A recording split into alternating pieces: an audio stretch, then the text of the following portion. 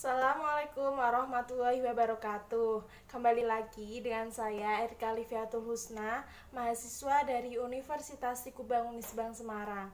Di sini saya akan membahas lagi mengenai akuntansi perbankan syariah.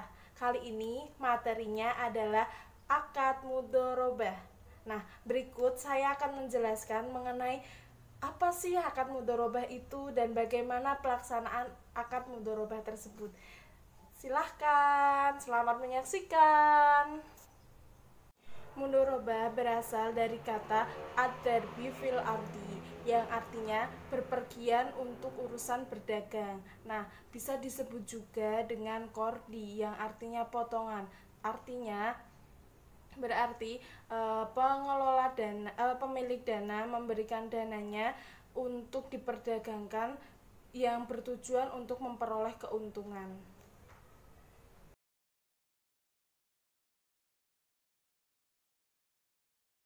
Nah, mudharabah sendiri secara teknis adalah akad kerjasama usaha yang dilakukan antara pemilik dana dan pengelola dana untuk melakukan usaha. Jika usaha sudah berjalan dan sudah memiliki pendapatan, nantinya jika memperoleh pembagian labanya dibagi sesuai nisbah bagi hasil yang sudah disepakati antara kedua belah pihak. Jika mengalami kerugian, kerugian tersebut akan ditanggung oleh pengelola dana jika tidak mengalami kelalaian yang dilakukan oleh pengelola dana. Akad mudharabah adalah akad transaksi yang didasarkan atas kepercayaan.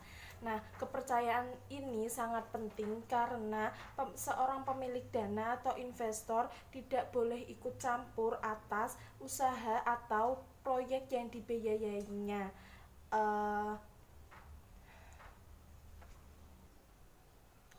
Kecuali seorang investor tadi hanya memberikan saran atau mengawasi kinerja yang dilakukan oleh pengelola dana atau manajemen pada perusahaan tersebut. Dalam mudharabah, pemilik dana tidak boleh mensyaratkan jumlah tertentu atas bagiannya dengan meminta kelebihan atau meminta imbalan lebih yang tidak ada faktor penyeimbang atau iwat yang diperbolehkan oleh syariah, karena hal tersebut sama dengan riba. Keuntungan yang dibagikan pun tidak boleh menggunakan nilai proyeksi atau jumlah ekspektasi yang diangan-angankan, tetapi harus menggunakan nilai realisasi atau laba neto yang sudah diketahui melalui laporan keuangan usaha yang dilakukan yang sudah disusun oleh pengelola dana. Nah, berikut saya akan menjelaskan mengenai skema mudharabah. Nah, skema mudharabah terjadi ketika pemilik dana bertemu dengan pengelola dana dan mereka membahas mengenai usaha yang akan mereka jalankan bersama-sama. Nah, setelah mereka membahas usaha yang akan dijalankan, mereka lantas menyepakati adanya akad mudharabah antar kedua belah pihak tersebut. Dari keuntungan, terus kemudian jaminan, modal, dan lain-lain mereka bahas di akad mudharabah. Nah, setelah akad mudharabah tersepakati, mereka nantinya usaha yang sudah mereka sepakati akan dijalankan oleh sang pengelola dana, yaitu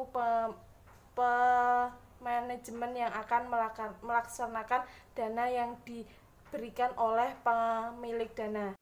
Nah, selanjutnya beberapa waktu setelah usaha tersebut dijalankan, usaha menghasilkan laba dan rugi. Jika usaha tersebut mengalami laba akan dibagikan antara dua belah pihak sesuai nisbah atau bagi hasil yang sudah disepakati pada akad mudharabah awal yang sudah disepakati di awal tadi. Nah, jika mengalami kerugian, maka kerugian tersebut akan ditanggung oleh pemilik dana, kecuali jika pengelola dana mengalami kelalaian, nantinya akan ditanggung oleh pengelola dana juga. Menurut ijma ulama, mudoroba hukumnya adalah jaiz atau boleh, karena pada zaman Rasulullah telah melaksanakan sistem mudoroba ini dengan Khadijah, yang dimana Khadijah berperan sebagai pemilik dana dan Rasulullah sebagai pengelola dana. Praktik bisnis ini sangat bermanfaat dan sangat selaras dengan prinsip akuntansi syariah. Nah, makanya sistem ini masih bertahan dan masih digunakan pada saat ini. Diisyaratkannya sistem mudharabah ini adalah meringankan manusia, karena ada sebagian manusia yang memiliki dana tetapi tidak memiliki keahlian, dan sebaliknya ada sebagian yang memiliki keahlian tetapi tidak ada harta yang akan dikelolanya. Makanya sistem mudharabah ini memberikan keringanan manusia untuk dapat bekerja sama, berproduktif untuk menghasilkan usaha yang akan mereka kelola. Adanya akad mudharabah diharapkan dapat memberi kemaslahatan dan kesejahteraan kepada manusia. Nah, selanjutnya kita akan membahas mengenai jenis-jenis mudharabah. Mudharabah menurut PSAK 105, mudharabah dibagi menjadi 3 jenis, yaitu mudharabah mutlaqah, mudharabah muqayyadah, dan mudharabah mustaraqah. Nah, yang pertama yaitu mudharabah mutlaqah. Mudharabah mutlaqah di mana shahibul mal memberikan keleluasaan penuh kepada pengelola atau mudharib untuk mempergunakan dana tersebut dalam usaha yang dianggapnya baik dan menguntungkan. Namun, pengelola tetap bertanggung jawab untuk melakukan pengelolaan sesuai dengan praktik kebiasaan usaha normal yang sehat. Nah, jika nantinya terjadi pengelola dana melakukan kelalaian atau kecurangan, maka pengelola dana harus bertanggung jawab dan harus menerima konsekuensi akibat yang dilakukannya. Nah, dalam mudharabah mutlaqah di bank syariah, nasabah yang menyimpan dananya di bank syariah tidak memberikan batasan atau syarat tertentu kepada bank syariah di mana pengelola dana diberikan dananya. Yang kedua yaitu mudharabah muqayyadah di mana pemilik dana menentukan syarat dan batasan kepada pengelola dalam penggunaan dana tersebut dengan jangka waktu, tempat, jenis usaha, dan sebagainya.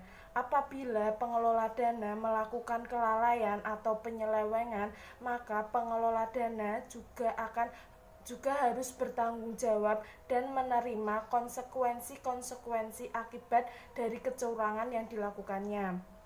Nah, adapun dalam mudharabah muqayyadah di bank syariah, nasabah yang menyimpan dananya di bank syariah memberikan batasan-batasan tertentu kepada bank syariah dalam menggunakan dana yang disimpannya.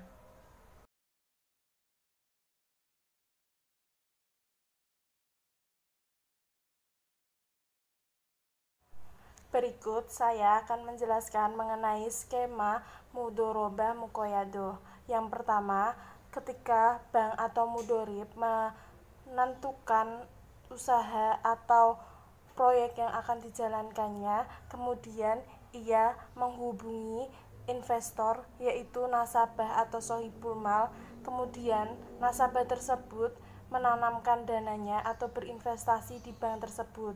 Kemudian bank tersebut menyalurkan dana yang diberikan investor tersebut kepada proyek yang akan dijalankannya. Dan setelah proyek berjalan, proyek menghasilkan laba, kemudian labanya dibagi oleh bank sebagai mudharib dan oleh nasabah sebagai shahibul mal. Yang ketiga adalah mudharabah mustaraqah. Mudharabah mustaraqah adalah jenis mudharabah di mana pengelola ikut pengelola dana ikut memberikan dananya dalam kerjasama investasi.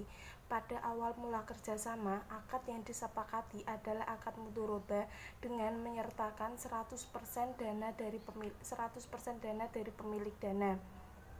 Setelah berjalannya operasi usaha dengan pertimbangan tertentu dan kesepakatan dengan pemilik dana, pengelola dana ikut memberikan modalnya dalam usaha tersebut.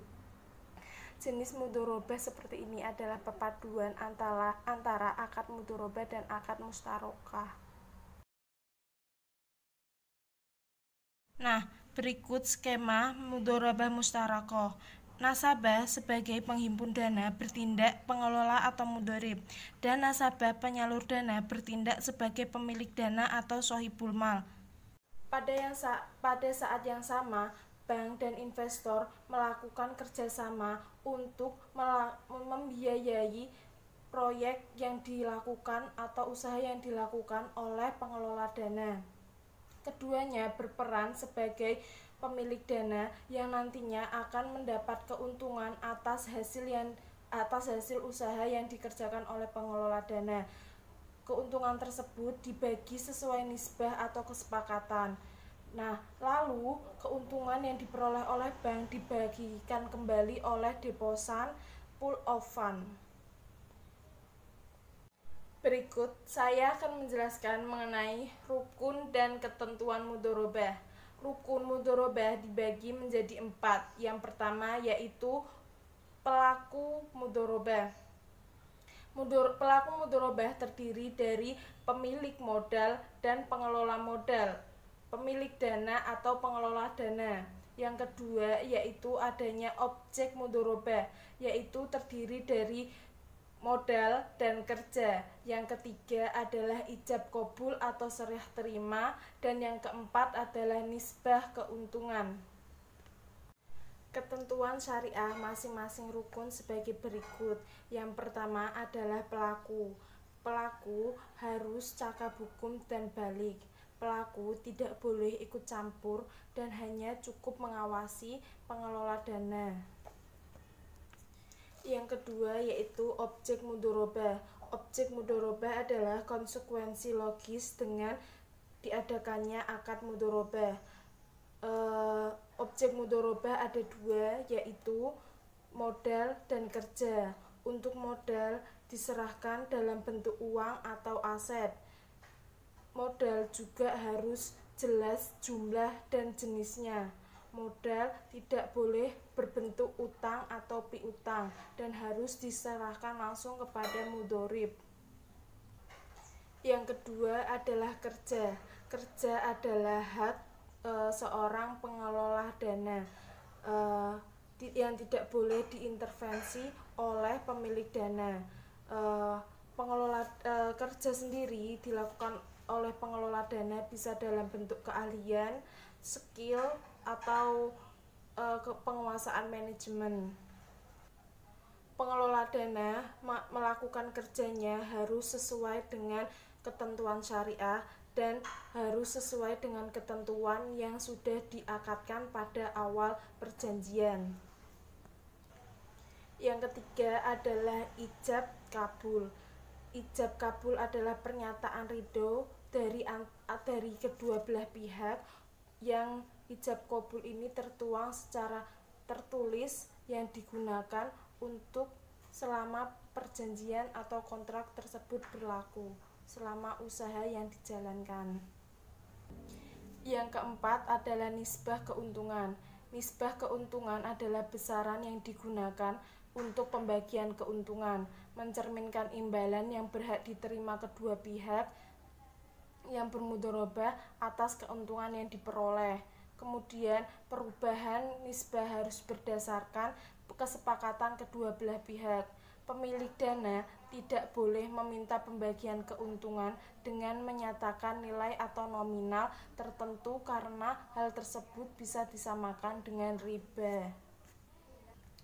Akad mudhorobah mempunyai jangka waktu yang tidak tentu, tetapi jangka waktu dapat ditetapkan antar kedua belah pihak masa berlakunya kesepakatan atau kerjasama antar kedua belah pihak. akad mudharabah dapat berakhir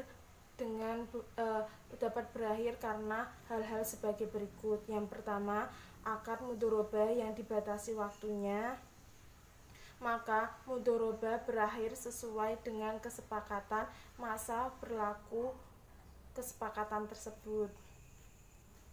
Yang kedua yaitu salah satu dari pihak meninggal dunia atau salah satu dari pihak kehilangan akal. Yang terakhir yaitu ketika modal sudah tidak ada, maka dari hal-hal yang sudah disebutkan tadi, akad mudharabah sudah berakhir atau sudah tidak berlaku.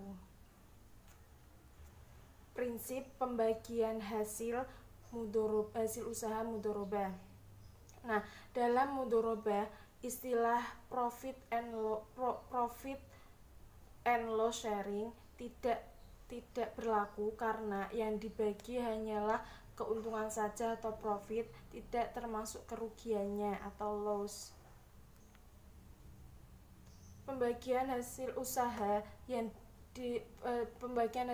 mudharabah dilakukan berdasarkan atas hasil usaha yang berdasarkan di laporan keuangan usaha yang dibuat oleh pengelola dana. Untuk menghindari perselisihan dalam hal biaya yang dikeluarkan oleh pengelola dana, dalam akad harus disepakati biaya-biaya apa saja yang dapat dikurangkan dari pendapatan. Nah, contoh perhitungan pembagian hasil usaha sebagai berikut. Penjualan 1 juta, HPP 650, laba kotor yaitu 350, maka biaya-biayanya yaitu 250, laba rugi bersihnya sebesar 100.000. Berikut cara melakukan pembagian hasil usaha.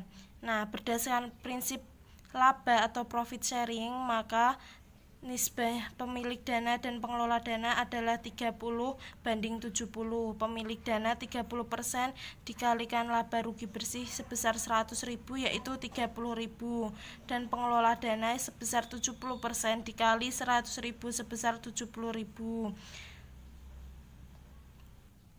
Nah, jika menggunakan prinsip bagi hasil, maka dasar pembagian hasil usaha adalah laba kotor. Nah, untuk pemilik dana dan pengelola dana adalah pendapatannya sebesar 10/90.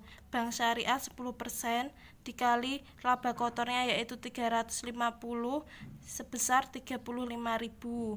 Pengelola yaitu 90% dikali 350.000 yaitu sebesar 315.000. Nah, sebelum membahas mengenai pengakuan dan pengukuran pada akuntansi mudharabah, sebaiknya kita mengetahui akun-akun yang terkait pada transaksi mudharabah yang nantinya akan disajikan pada laporan posisi keuangan neraca dan laporan laba rugi. Berikut penjelasan mengenai akun-akunnya. Akun yang pertama adalah investasi mudharabah. Akun ini digunakan untuk mencatat modal yang telah diberikan dari pemilik dana kepada pengelola dana. Rekening ini didebit pada saat penyerahan modal mudharabah kepada dari pemilik dana ke pengelola dana, dan rekening ini dikredit jika pada saat penerimaan kembali modal mudharabah dari pengelola dana. Akun yang kedua yaitu piutang pendapatan bagi hasil. Rekening ini digunakan untuk mencatat bagi hasil yang telah dihitung oleh nasabah tetapi belum diberikan kepada bank syariah sebagai pemilik dana. Rekening ini didebit pada saat dilakukan pengakuan pendapatan. Rekening ini dikredit pada saat penerimaan atau pembayaran bagi hasil diterima dari pengelola dana. Akun yang ketiga adalah penyisihan kerugian investasi mudharabah. Rekening ini digunakan untuk mencatat pembentukan penyisihan atau cadangan kerugian atas investasi mudharabah. Rekening ini dikredit pada saat pengakuan untuk membentuk penyisihan kerugian atas investasi mudharabah. Rekening ini juga didebit pada saat dilakukan pencatatan untuk penghapusan investasi mudharabah. Yang keempat adalah akun keuntungan mudharabah tangguhan. Rekening ini digunakan untuk mencatat selisih lebih dari nilai wajar di atas nilai tercatat dari aset non-kas yang diserahkan. Rekening ini dikredit pada saat pembentukan keuntungan mudharabah. Rekening ini didebit pada saat dilakukan amortisasi keuntungan tangguhan menjadi keuntungan yang dapat direalisasi. Nah, selanjutnya adalah pengenalan akun-akun yang ada di laporan laba rugi. Yang pertama yaitu akun pendapatan bagi hasil mudharabah. Rekening ini digunakan untuk mencatat pendapatan bagi hasil mudharabah baik yang diterima secara tunai maupun akrual. Rekening pendapatan bagi hasil dikredit pada saat penerimaan dan pengakuan pendapatan bagi hasil yang menjadi hak bagi pemilik dana. Rekening ini didebit pada saat dipindahkan ke rekening ikhtisar laba rugi pada akhir periode laporan keuangan. Yang kedua adalah kerugian investasi mudharabah.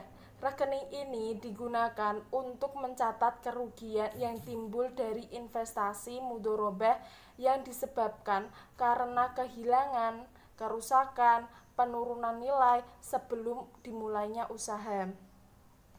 Nah, dan kesalahan ini bukan atas dasar kelalaian atau kesalahan dari mudharib. Rekening ini didebit pada saat timbul kerugian dari investasi mudharabah dan rekening ini dikredit pada saat dipindahkan ke rekening ikhtisar laba rugi pada akhir periode laporan keuangan. Yang ketiga maksudnya yaitu keuntungan atau penyerahan aset mudharabah. Rekening ini untuk mencatat keuntungan mudharabah atas penyerahan modal aset non-kas sebesar amortisasi keuntungan tangguhan. Rekening ini dikreditkan pada saat amortisasi keuntungan tangguhan dari penyerahan modal aset non-kas. Sebaliknya, rekening ini didebit pada saat dipindahkan ke rekening ikhtisar laba rugi pada periode akhir laporan keuangan. Nah, sekarang kita akan membahas mengenai pengakuan dan pengukuran. Pada pengakuan dan pengukuran yang berkaitan dengan akuntansi perbankan syariah bertindak sebagai pemilik dana. Dana mudharabah diakui yang diberikan oleh pemilik dana diakui sebagai investasi mudharabah ketika membayar kas atau menyerahkan aset non-kas pada pengelola dana. Yang kedua adalah pengukuran investasi mudharabah. Pengukuran investasi mudharabah dalam bentuk kas diukur sejumlah dengan kas yang dibayarkan. Nah, jurnal yang harus dicatat oleh Bank Syariah untuk mencatat investasi mudharabah dalam bentuk kas yaitu debit investasi mudharabah dan kredit kas. Nah, apabila investasi mudharabah yang dilakukan dalam bentuk aset non-kas, maka jumlahnya dihitung sejumlah dengan nilai wajar aset non-kas pada waktu penyerahan. Jurnal yang dibuat oleh Bank Syariah yaitu debit adalah investasi mudharabah, kreditnya yaitu keuntungan tangguhan dan aset non-kas. Nah, di samping itu, Bank Syariah juga harus membuat jurnal amortisasi atas keuntungan tangguhan yang telah dicatat sebelumnya. Jurnalnya adalah sebagai berikut: debit keuntungan tangguhan, kreditnya keuntungan. Nah, jika nilai wajar lebih rendah daripada nilai tercatatnya, maka selisihnya diakui sebagai kerugian dan diakui pada saat penyerahan aset non-kas. Jurnalnya adalah sebagai berikut: debit investasi mudharabah, debit kerugian tangguhan, dan kreditnya adalah aset non-kas. Apabila terjadi penurunan, jika penurunan investasi mudharabah dalam bentuk aset non-kas. Yang pertama, penurunan nilai sebelum usaha dimulai. Jika nilai investasi mudharabah turun sebelum usaha dimulai disebabkan karena rusak, hilang, atau faktor yang lain, bukan karena kelalaian atau kesalahan dari pihak pengelola, maka penurunan nilai tersebut diakui sebagai kerugian dan mengurangi saldo investasi mudharabah. Jurnalnya adalah debit kerugian investasi mudharabah dan kreditnya adalah investasi mudharabah. Nah, yang kedua, penurunan nilai setelah usaha dimulai.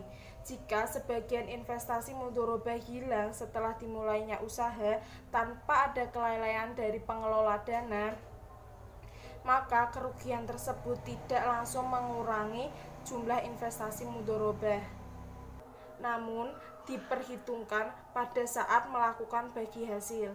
Dan jurnalnya sebagai berikut: debit kerugian investasi mudharabah dan kreditnya adalah penyisihan investasi mudharabah. Yang ketiga adalah kerugian. Kerugian yang dimaksud adalah kerugian yang telah terjadi dalam satu periode akad mudharabah ketika berakhir. Sebelum berakhir, pencatatan kerugian yang terjadi dalam satu periode sebelum akad mudharabah berakhir diakui sebagai kerugian dan dibentuk penyisihan kerugian investasi. Jurnalnya adalah sebagai berikut: debit kerugian investasi mudharabah, kredit penyisihan investasi mudharabah. Selanjutnya ada pengakuan dan pengukuran pada saat bagi hasil. Pendapatan bagi hasil usaha yang belum dibayar diakui sebagai piutang. Jurnal yang dibuat yaitu debit piutang pendapatan bagi hasil dan kredit pendapatan bagi hasil mudharabah. Apabila pihak pengelola dana melakukan pembayaran piutang bagi hasil, maka jurnalnya adalah sebagai berikut: debit adalah kas dan kreditnya adalah piutang pendapatan bagi hasil. Yang terakhir adalah pengakuan dan pengukuran pada saat akad berakhir.